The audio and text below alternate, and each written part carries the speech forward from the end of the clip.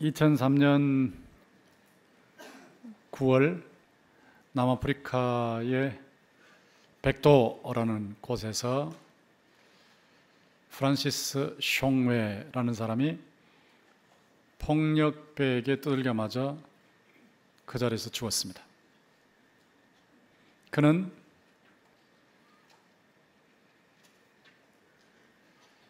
자기 밑에 있는 자기 몸을 보면서 천국으로 올라갔습니다. 가난한 동네, 문제 많은 동네에 살다가 천국에 올라가서 보니 아무 문제도 없고 정말 행복했습니다. 잠시 후에 자기 이름을 부르는 소리가 들려서 깨어났습니다. 깨어나서 보니 또다시 영안실, 문제가 많은 세상이었습니다. 어떤 목사님이 성령의 능력으로 죽은 자기를 살려냈다는 것을 그제서 알게 되었습니다. 천국에서는 그렇게 행복하게 잠시나마 지내다가 내려와서 불행 속에서 다시 살아가야 된다는 그런 생각도 있지만, 그러나 천국의 기쁨을 맛보았기 때문에 더 힘차게 복음을 증거할 수 있게 되었습니다. 여러분, 이 사건을 어떻게 생각하십니까? 이 기록으로 나와 있는 사건인데, 영안실에서 장례를 치르기 전에 살아나왔다. 이 사건 어떻게 생각하세요? 여기 본문에 보면 이와 유사한 사건이 나오는데, 엘리야가 하나님의 능력으로 과부의 죽은 아들을 살려냈습니다. 이것은 꾸며낸 이야기가 아니라 실화입니다. 저는 100% 역사적 사실성을 믿습니다. 근데 이 실화를 통해서 우리가 어떤 교훈을 받을 수 있을까요? 당장 우리 사랑하는 가족이 죽으면 바로 그 자리에서 기도를 해서 살려야 되겠습니까? 아마 그것보다 더 세게 대구 동신교회 영안실 특공, 기도 특공대, 시신 살리기 이런 걸 만들어야 되겠습니까? 이 본문의 사건을 놓고 우리가 받을 수 있는 교훈이 무엇일까요? 여기 17절에 보시면 2일 후에라고 그랬죠. 2일 후가 언제입니까? 그 앞에 나온 사건이죠. 그 2년 동안 엘리야가 나뭇가지 주웠다가 마지막 빵 구워 먹고 죽으려는 과부 집에 들어가서 똑같은 하나의 통에 가루를 쓰고 나면 또 생기고, 똑같은 하나의 병에 기름을 쓰고 나면 또 생기는 이 기적을 체험하고 기적적인 초자연적인 음식을 공급받고 난 후에, 이런 뜻이란 말이에요. 그런 후에 그 집 주인 되는 여인의 아들이 병들어 증세가 심히 위중하다가 숨이 끊어졌다고 했습니다. 이 아들이 어머니의 품에 계속 안겨 있었던 것을 보면 아기였던 것 같아요. 과부의 외동 아들 아기가 병이 들었다가 위중해져서 숨이 끊어졌습니다. 이 사건은 엘리야가 표현한 대로 재앙이죠. 재난. 과부에게 있어서는 삶의 의욕, 삶의 희망이 다 끊어지는 순간이었습니다. 남편이 세상을 떠나고 난 후에 그래도 아들 하나 보고 살고 있는데 그 아들이 병들어서 시름시름 앓다가 숨이 끊어져 버렸다. 그 순간 하늘이 무너지고 땅이 꺼지고 의욕도 희망도 인생 전체도 다 완전히 붕괴됐다. 그런 느낌이 들었겠죠.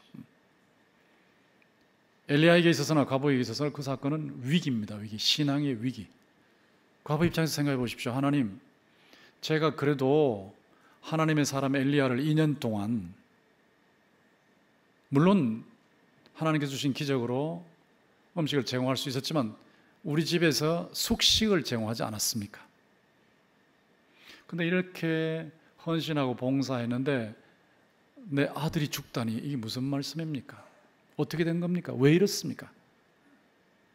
이런 항의, 항변, 탄식이 나오지 않겠습니까?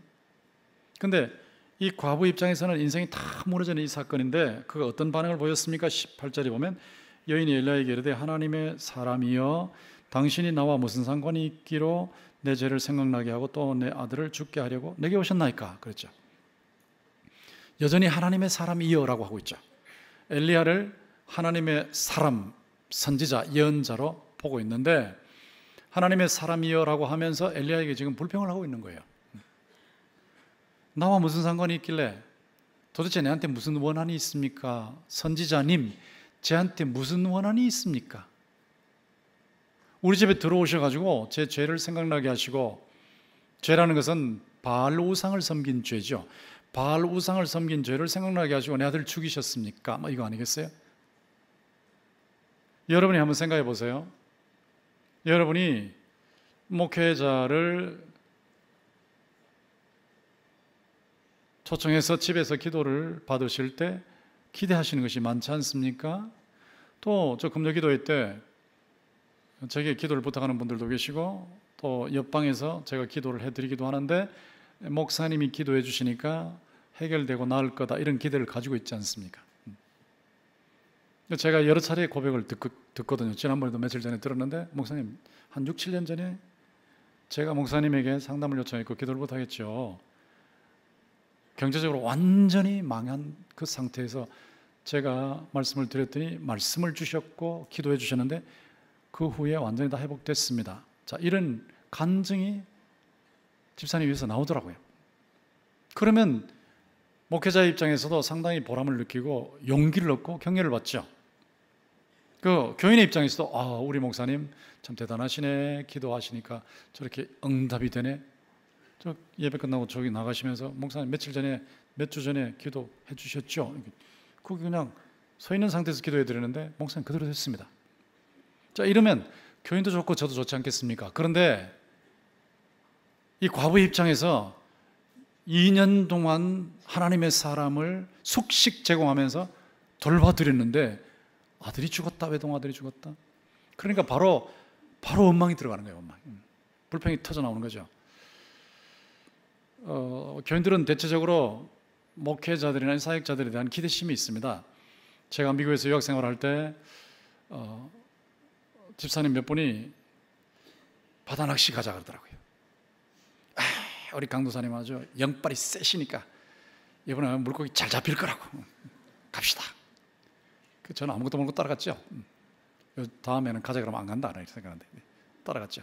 근데 한 사람 앞에 26불이니 그 당시 40년 약 40년에 26불이 큰 돈이요.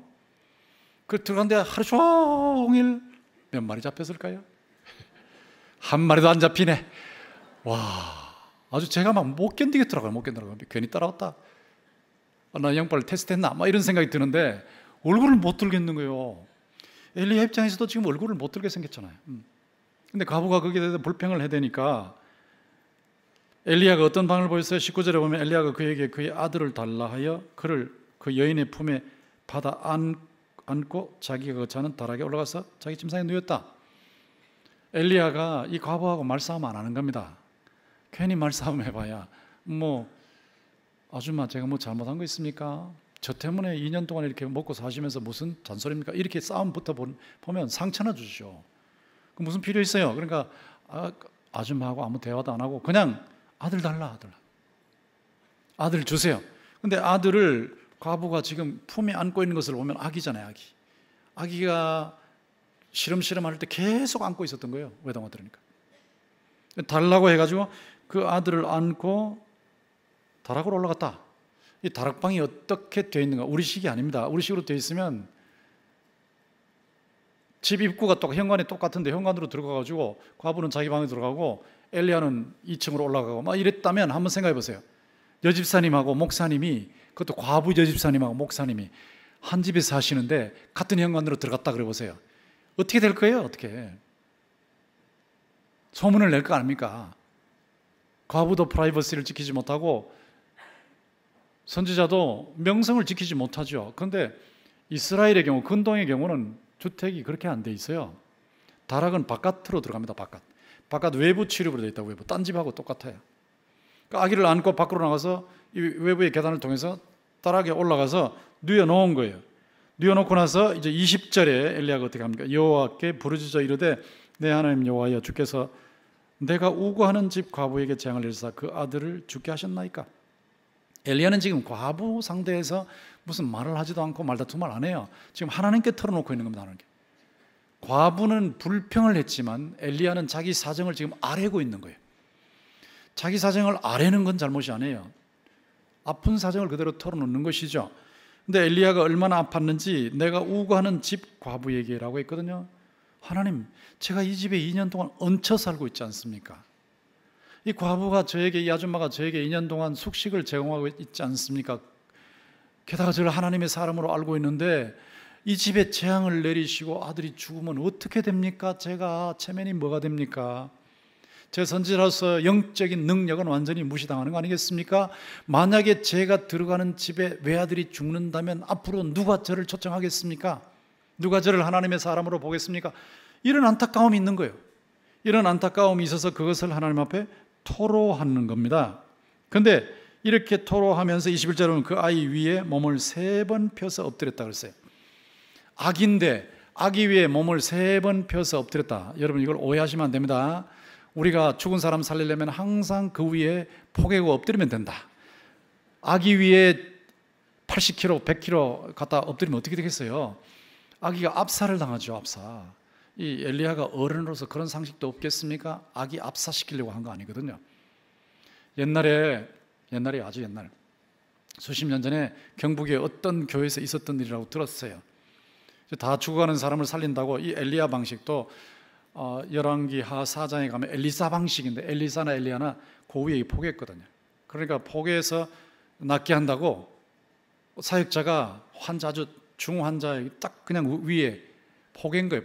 올라타고 그냥 입으로 눈을 눈으로 맞추는 거죠. 그렇게 해서 살린다고 했는데 사역자 체중이 너무 나갔는지 그냥 압사돼 버렸어. 압사. 교회가 막 난리가 났죠. 난리. 말씀을 그렇게 적용하면 안 됩니다. 여기에 이 말씀은 기록이에요. 역사적인 사실로서 기록이에요. 그런데 이 기록은 명령이 아닙니다. 이렇게 해라가 아니거든. 이랬다는 거지 이래라는 게 아니잖아요. 경우에 따라서 상황에 따라 다른 건데 이걸 그대로 적용한다고 바로 그냥 아기 위에 아니면 환자 위에 몸을 포갠다. 이거는 굉장히 위험한 거예요. 그렇게 하면 안 되죠. 그럼 왜 엘리야가 이렇게 했냐는 거죠. 열왕기하 4장에 보면 엘리사가 엘리야의 후임이잖아요. 제자로서 수넴 여인의 아들을 살릴 때 똑같은 방식을 써서 이렇게 포개했어요. 포개했는데 왜 포개했냐 하면 거기 말씀해 보면 그 아이의 몸이 차츰 따뜻해진지라 그랬어요. 체온을 옮기려고 하는 겁니다. 체온. 따뜻해지도록 하는데 압사시키려고 하는 것이 아니고 그렇게 해서 놓고 나서 이제 기도를 하는데 21절에 보세요. 뭐라고 합니까? 20절에도 부르짖으라 그랬죠. 그런데 21절에 보면 여호와께 부르짖어 그랬죠. 부르짖는 기도를 하고 있는 거예요. 이런 상황에서 어떻게 목이 소리 같은 기도를 하겠습니까? 얼마나 답답해요. 얼마나 안타까워요. 그러니까 막 소리를 지르는 거예요. 부르짖어 이르되 내 하나님 여호와여 원하건대 이 아이의 혼으로 그의 몸에 돌아오게 하옵소서. 혼이 떠나는 것이 죽음이니까 떠난 혼 다시 돌아오게 해달라는 거예요. 떠난 혼이 다시 돌아오게 해달라. 여러분 이런 기도 할 수 있을까요? 여러분이 믿음이 크다고 정말 이런 기도 할 수 있겠습니까? 근데 엘리야의 믿음이 지금 보통 믿음이 아닌데 이거 그냥 엘리야가 내가 지난번에 말이야 그리 시내가에서 보니까 하나님께서 아침 저녁으로 까마귀들을 통해서 떡과 고기들을 제공하시더라고. 또 지난 2년 동안에 이 과부 집에서 가루통에 가루가 마르지 않게 하시고 기름병에 기름이 마르지 않게 하셨으니까 나를 통해서 기적을 일으키시니까 이번에도 기적을 일으키셔서 이 죽은 아들을 살리실 거야. 아마 막연하게 이런 생각을 하고 이런 기도를 했을까요? 그거 아닙니다. 그런 생각을 하고 한 게 아니고 14절하고 연결되어 있어요. 여기 14절로 돌아가서 보시면 이스라엘의 하나님 여호와의 말씀이 그랬죠. 말씀. 하나님의 말씀에 근거하는 기도예요. 하나님 말씀하셨으니까 기도하는 건데 말씀의 내용이 무엇입니까? 나 여호와가 비를 지면에 내리는 날까지. 언제 지면에 비를 내려요? 18장에 나오는 거 18장에. 이 비를 지면에 내리는 날까지 그 통에 가루가 떨어지지 아니하고 그 병에 기름이 없어지지 아니하리라 하셨느니라. 이걸 보면 과부의 집에 통에 가루가 떨어지지 않고 병에 기름이 떨어지지 않게 하시겠다는 것은 과부의 가족들을 다 살리신다는 거예요. 살리신다. 과부의 가족들을 엘리야와 함께 생존을 보장하신다는 말이에요. 생존권을 확보해 주신다는 말씀이에요. 이 속에 아들의 삶이 들어있다고요. 그 과부의 아기가 생존권이 하나님의 말씀에 의해서 보장되어 있는 거예요. 이 말씀을 붙잡고 기도하는 거예요. 이 말씀. 하나님께서 비가 올 때까지, 비를 지면에 내릴 때까지 과부 집에 내가 생명을 보장한다. 생존권을 보장한다. 생명을 보장한다 말씀하셨기 때문에 하나님의 말씀은 생명을 보장하는 것이고 현실은 아기가 죽은 거예요. 그럼 뭘 붙잡아야 됩니까?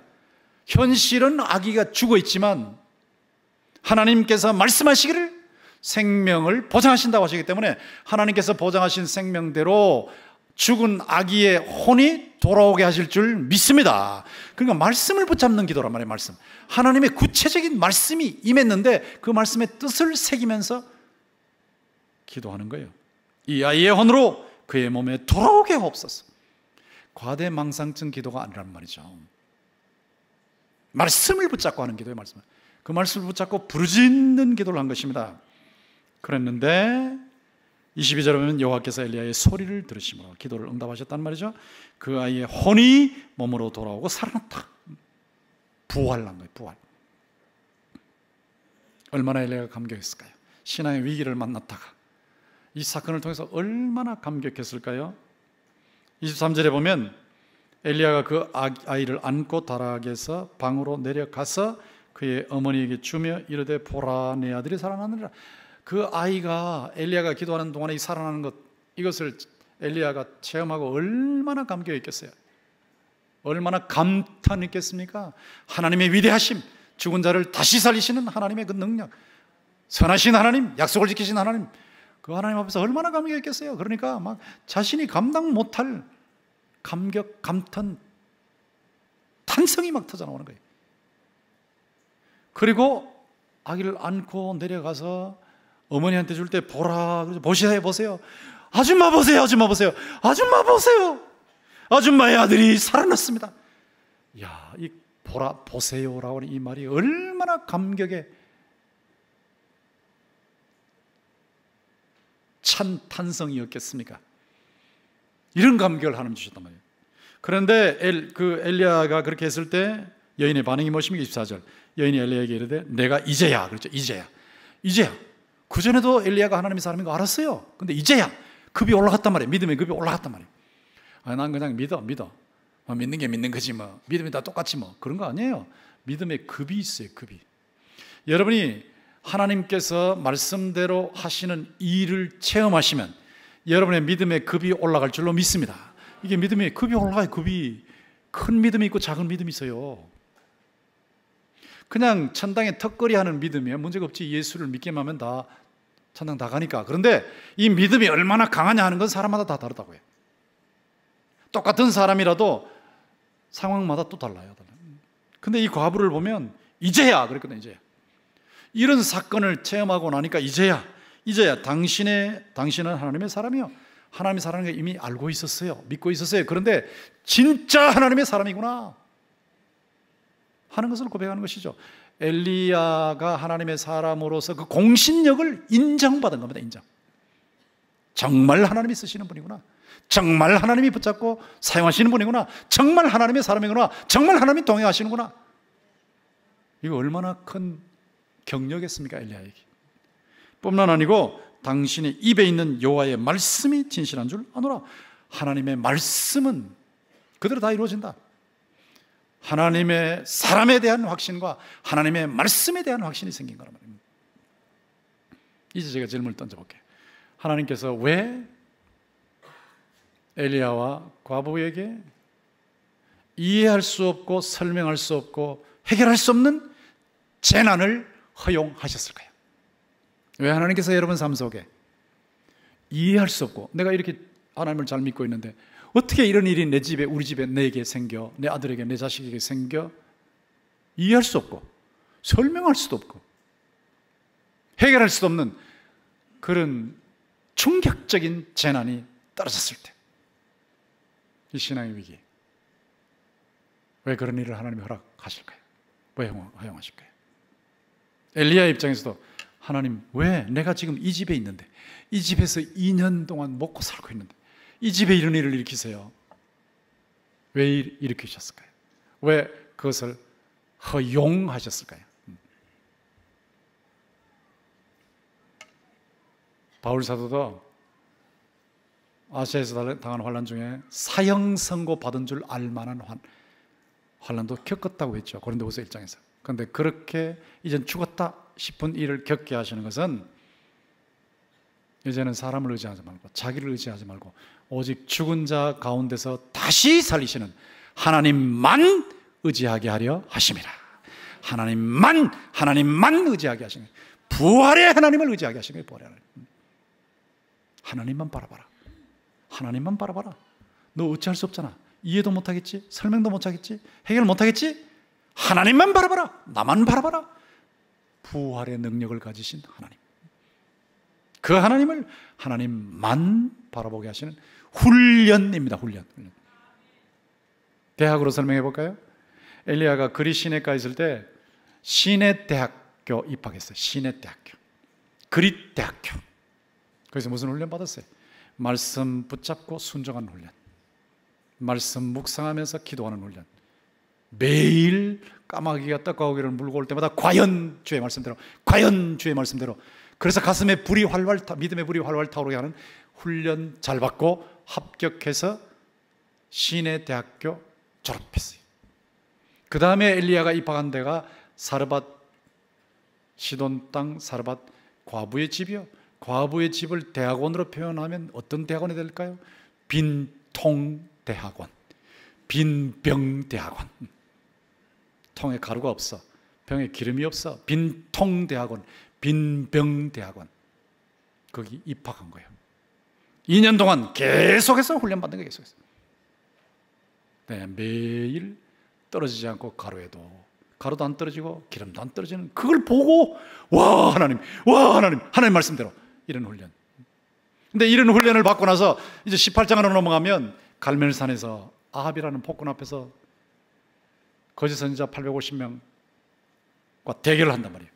한국식으로, 우리 지금식으로 말하면 텔레비전 앞에 나와서 네가 믿는 하나님이 진짜냐, 우리가 믿는 하나님이 진짜냐, 전국에서 막 벌벌 하는, 그 바알 숭배하는 사람들이 850명은 막 벌거리는 거 아니에요. 이런 사람하고 여기는 한 사람이고 텔레비전 앞에 나서 대결하는 거예요. 서울역 광장에서 대결하는 거예요. 잘못하면 그 자리에서 죽는 그런 대결. 근데 이 대결을 앞에 놓고 그 대결을 통해서 나라를 개혁하고 나라를 살리는 작업을 한단 말이에요. 엄청난 작업을 앞에 놓고 있는데 그 사이에 지금 이 사건이 기록되어 있는 겁니다. 이 사건. 엘리야에게 나는 죽은 자도 살려낸다. 내가 일단 말을 하면 죽은 자도 살려낸다는 것을 확신하게 만드는 훈련이라고요. 과부에게는 하나님의 사람, 하나님이 쓰신다는 것, 하나님은 말씀하신 대로 일하신다는 것, 이것을 체험하고 체득하게 하시는 훈련입니다. 여러분이 이해도 못하고 설명도 못하고 해결도 못하는 재난의 상황에 처했을 때 하나님의 뜻이 무엇입니까? 하나님께서 여러분을 하여금 죽은 자 가운데서 다시 살리시는 하나님만 의지하게 하시는 겁니다. 그리고 하나님께 부르짖게 하시고 하나님 말씀 붙잡고 부르짖게 하시면서 하나님을 새롭게 만나게 하시는 거예요. 하나님이 어떤 분이신지, 하나님의 능력이 어떤 것인지, 하나님의 이 역사가 얼마나 구체적으로 나타난지를 새로운 각도에서 강력하게 체험하게 하시는 겁니다. 시험하고 낮추사 마침내 복을 주실 줄 믿습니다. 그런 훈련을 하시는 거예요. 훈련.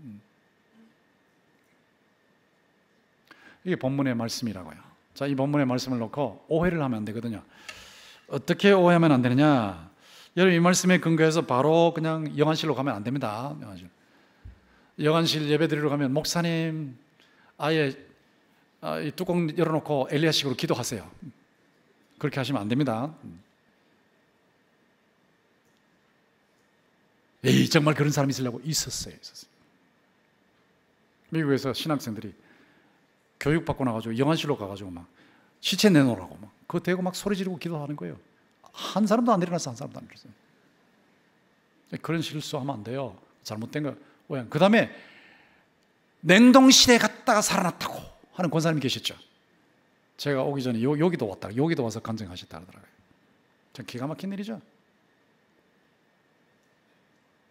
그런 일이 있으면 정말 냉동실 가셨어요. 몇 년, 몇 월, 며칠 장소 되세요. 그때 의사가 누구였습니까? 이게 확인해야 되는데 그냥 무조건 막 세우니까 막 전국 다 돌아다니면서 간증을 했네. 나중에 물었잖아요. 권사님 정말로 냉동실에서 깨나셨습니까? 그러니까 아닌데요? 그럼 왜 그렇다고 거짓말 하셨어요? 간증하셨어요? 그러니까 그래도 은혜는 너무 많이 받더라고요. 거짓말 했는데 사기를 쳤는데 은혜를 받아? 그게 무슨 은혜예요? 확인해야 돼요. 그런 거 믿으시면 안 됩니다. 천당 갔다 지옥 갔다는 사람 지금 세 사람 알아요. 세 사람. 제가 압니다. 그 사람들요. 그 사람 중에 한 사람은요, 미국 가가지고 어떤 유학생이 공부하는 학교에 가서 그 주인 교수한테 그 학생 어떠냐고, 그 학생 곧 학교 들어가서 교수 될 사람이니까 자기가 못 들어오게 만들려고 이제 물어보는 거예요. 교수로 있으면서 거기서 물어보는 거예요. 물어보는데 그 주인 교수가 그 학생 아주 탁월한 학생입니다. 한국 학생 아주 탁월한 학생입니다. 이렇게 대답했어요. 그러면 탁월한 학생이라고 알려줘야 되잖아요. 근데 돌아가서는 자기 학교에 가가지고 내가 거기 가서 말이야 그 학생의 주임 교수를 만나는데 주임 교수가 그 학생을 놓고 형편없는 학생이라고 말하더라. 이렇게 거짓말한 사람이 천당 갔다 지옥 갔다 했대. 믿으시면 안 돼요. 그런 일이 있으면요, 언제 천당 갔냐고, 언제 지옥 갔냐고, 어느 병원에서 갔냐고 물어보세요. 그런데 넘어가지 마시라고요. 천당 갔다 지옥 갔다는 얘기 뭐 그렇게 대단해가지고 말이지, 막 이 지옥 갔다 그럴 때는 막 이 철사 같은 거 가지고 오고 막 낙 같은 거 가지고 올라와서 막 여기서 간증하면 와 무서워하면서 그거 필요 없어요. 이 성경에 지옥 나 있고 천당 나 있는데 뭐 그런 간증이 필요해요. 그거 따라하지 마시라고요. 그 다음에 지금 전 세계를 뒤흔들어 놓고 있는 분이 하이디 베이커죠. 하이디 베이커 선교사인데 1959년생이에요. 저분이 아이리스 미니스트리즈, 아이리스 사역이라는 것을 하고 있는데 전 세계 한 10,000교회 이상의 영향을 미치고 또 많은 사람들에게 영향을 미치고 한국에도 책이 많이 번역되어 나왔죠. 아프리카 모잠비크에서 사역을 하는데 매일 아이들 10,000명, 1,000명도 아니고 10,000명을 먹이는 거예요. 매일. 거의 다 고아들이죠. 어디서 돈이 나오겠어요? 어디서 음식이 나오겠어요? 그런데 뭐 도와주는 분들의 돈을 가지고 하지만 어떨 때는 음식이 모자라는데, 놀라운 사실은 음식이 모자라는데 눈에 보고 있어요. 모자라는데 기도하면 음식이 늘어나 버리는 거예요. 음식이 오병이의 기적처럼 늘어나 버리는 거예요. 그리고 한 번은 크리스마스 파티를 하는데 막 이런 아이들하고 또 장애인들하고 소외된 사람들 다 오라 그래서 하는데 음식을 준비해 놨더니 그분들이 아이고 이건 안 먹어요 그러면서 딴 거 달라고 그러더라고요. 뭘 달라고 하느냐 그랬더니 닭고기 달라고 그러더라고요. 닭고기 달라고. 그거 어떻게 해요? 그래서 그 자리에서 기도했더니 그 음식이 닭고기로 다 변해버리는 거예요. 닭고기로. 아무도 안 놀라시네. 안 놀라요. 거기다가 시각장애인들을 많이 고치고 청각장애인들을 많이 고치고 심지어 죽은 자들도 수십 명 고쳤다. 살아나게 했다. 기도는 얼마나 열심히 하냐. 거의 뭐 깨어있는 모든 순간 예수 그리스도의 이름으로 성령과 교제하고 주님과 늘 교제하고 늘 기도하고. 불쌍해. 사람들 너무너무 불쌍해서 불쌍히 여기고 하나님의 영광을 드러내려고 하고. 자, 이런 분이에요. 그런데 그런 일들이 많이 일어났다고 하는데 이분의 집회를 제가 인터넷에서 틀어놓고 보는 거잖아요. 봤는데 이상한 현상들이 있더라고요. 이분이 토론토 블레싱이라고 1994년에 거기 가서 소위 성령의 불이라는 걸 받고 막 쓰러져서 일어나지도 못하는 그런 경험을 한 적이 있는데 그 이후에 성령을 불 받았다고 하면서 이제 아프리카로 가서 사역을 하는데 이제 이런 기적이 나타나는 거예요. 나타나는데 집회를 보니까 말씀은 거의 전하지 않고 이게 막 사람들이 어느 단계에 가면 쓰러집니다. 쓰러지면서 경련을 일으켜요. 경련을 일으키는데 막 거품을 물고 소리를 지르고 막 떼굴떼굴 굴러버리고 어떤 경우에는 하이에나 소리를 내고 어떤 경우에는 사자 소리를 내고 어떤 경우에는 뱀 소리를 내고 어떤 경우에는 개처럼 짖어대고 이러는 거예요.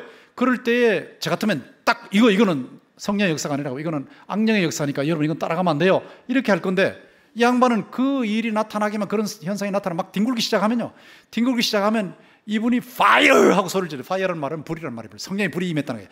성령의 불이 임했다고 fire. 그다음 이런 일이 더 임하게 기도하도록 하라고 more 더 임하도록 기도하라는 거예요. 그리고 이걸 전달하는 거예요. 옆에 있는 사람에게 전달하고 impartation 그래버려요. 그럼 막 사람들이 전부 일어서가지고 옆에 사람 막 붙들고 기도합니다. 붙들고 기도하면 여기서 쓰러지고 저기서 쓰러지고, 그리고 막 거품을 물기도 하고 괴성을 지르기도 하고. 이게 참 너무 이상한 거예요. 너무 이건 아니거든. 분별을 해야 되는데 마가복음 9장에 보면 예수께서 변화산에서 내려오셨을 때 그 귀신 들린 소년이 예수님 보고 막 거품을 물고 쓰러지고 하지 않습니까? 그 거품을 물고 쓰러지는 건 성령의 역사가 아니고 그건 악령이 발악하는 거예요. 발악. 악령의 발악이라고. 악령의 발악. 그걸 분명히 분별을 해야 되는데 분별을 전혀 못하는 거예요. 그리고선 설교하면서 뭐 하나님이라고 할 때도 있지만 하나님, 신들, 하나님들 복수를 써버려요. 복수를. 참 기가 막힌 일이죠. 그래서 아이고 어떻게 저렇게 분별을 못할까? 저렇게 분별을 못할까? 저 사람이 죽었던 사람 살렸다는 게 정말 진짜일까 확인해야 된다. 검증. 그런 생각이 들고, 저는 그분이 사탄의 종이라는 생각은 안 해요. 그런데 분별을 왜 저렇게 안 할까? 분별을 저렇게 안 하면 귀신에게 속을 가능성이 너무나 많은데 상당한 경우에 지금 쏟고 있을 거다. 그런 생각이 드는데 그런 운동이 전 세계적으로 지금 휩쓸고 가고 있어요. 그것을 신사도 운동이라고 해요. 신사도 운동 뭐 사탄적이라 이렇게 말하는 게 아니고요. 경계해야 할 부분이 너무 많습니다. 주의해야 됩니다. 저는 지금도 얼마든지 성령의 능력이 나타날 줄 믿습니다. 얼마든지 있습니다. 저는 그 능력을 부인하는 거 아니에요. 있을 수 있어요. 그런데 분별해야 돼요. 분별. 성령이 역사할 때도 사탄이 와서 장난을 친다고요. 그 자리에서 장난을 쳐요. 빨리빨리 분별해서 잘못된 것을 분별을 해내야 되는데, 어떤 분은 그쪽에 속해 있는 사람들, 어떤 분은 막 이게 앞에서 집회를 인도하는 동안에 성령께서 저 할머니를 차라는 거예요. 차라고 한대. 그러니까 자기의 구두발로 할머니를 차는 거예요. 그리고 주먹으로 치라고 한대. 그러니까 막 있는 대로 이 등치 큰 사람이 할머니를 막 환자를 그냥 땅 치니까 할머니가 공중에 떴다가 저 물에 가서 탁 부딪히는 거예요. 이게 성령의 역사라는 거예요. 성령의 역사. 그래서 그 사람이 그 때문에 징계를 받지 않았습니까? 이거 분별해야 되거든요. 가서 발로 차라, 아니면은 손으로 쳐라 하는 이런 것은요, 성령의 역사가 아니고 악령의 감동이에요. 악령의 감동. 잘못된 거라고. 그러니까 베드로가 주는 그릇이 도시요 살아계신 하나님의 아들이라 그러는데 바로 사탄이, 예수님이 십자가 지신다 할 때 사탄이 바로 주여 그리 하지 마소서 했잖아요. 그러니까 성령이 역사하셔도 악령이 바로 틈타버리기 때문에 분별해야 되거든. 분별. 따라해보세요. 분별해야 된다고. 그러니까 여러분 막 이쪽으로 넘어지고 저쪽으로 픽픽 넘어지는데 근데 가지 마시라고 하지 말아요. 그리고 막 차기도 하고 그 다음에 막 때리기도 하고 그 다음에 올라타가지고 막 조여버리는 그런 사람 죽인 케이스도 있잖아요. 근데 절대 가지 마세요. 그 성령이 그렇게 일하시지 않습니다. 그건 악령이 장난을 치는 거예요. 이런 거는 분별을 해야 된단 말이에요. 분별. 성령의 역사, 기적의 역사, 예수 그리스도 이름으로 성령께서 일하시는 기적의 역사 얼마든지 일어날 수 있어요. 그러나 그것이 성경적인지 아닌지를 분별해야 됩니다. 우리 생활 속으로 들어왔을 때 성경으로 놓고 보면 부활의 케이스가 얼마나 많습니까? 엘리야도 부활시켰어요. 엘리사도 부활시켰어요. 예수님도 소녀도 부활시키시고 청년도 부활시키시고 나사로도 부활시키셨어요. 베드로도 도로가를 살려냈어요. 바울도 유두고를 살려냈어요. 그리고 주 예수 그리스도께서 저 공중에 재림하시면 그때 죽어있는 모든 하나님의 백성들과 불신자들까지 전부 살아날 줄로 믿습니다. 불신자들은 지옥 심판을 받고 신자들은 천국에서 영생을 누리게 되는데 그때도 부활이 있단 말이에요. 나사렛 예수 그리스도의 이름으로, 예수께서 죽은 자 가운데서 다시 살아나시는데 그 이름으로 부활이 있단 말이에요. 있다고. 근데 중요한 것은 무엇이냐? 하나님이 원하시냐는 거죠. 하나님이 정말로 원하시냐? 엘리야의 경우를 보세요.